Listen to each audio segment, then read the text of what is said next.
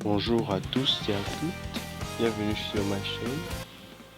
Je suis MJDev, bien sûr cela est un nom provisoire. Du coup, je suis là pour vous apprendre à manipuler les langages informatiques tels que le HTML et le CSS pour créer des sites web et bien d'autres encore. Du coup,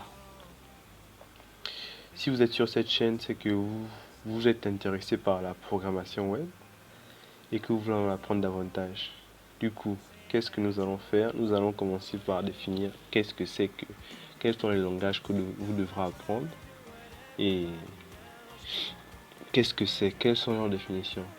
Du coup, si vous voulez apprendre la programmation web, la base et le minimum requis pour vous sera d'apprendre du HTML et du CSS. C'est la base pour un développeur au moins front-end.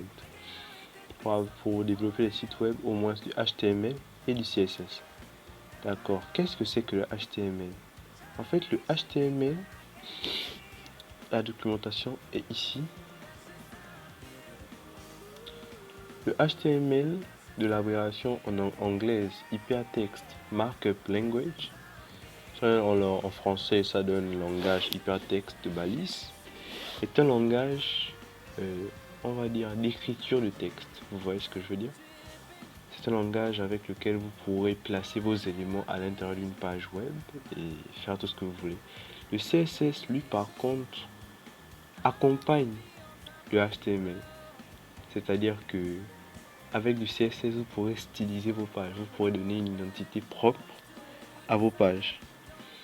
Donc le CSS signifiant Cascading Style Sheet, soit feuille de calcul en cascade, a été créé en 1996 et a pour rôle de mettre en forme du contenu en lui appliquant ce qu'on appelle des styles.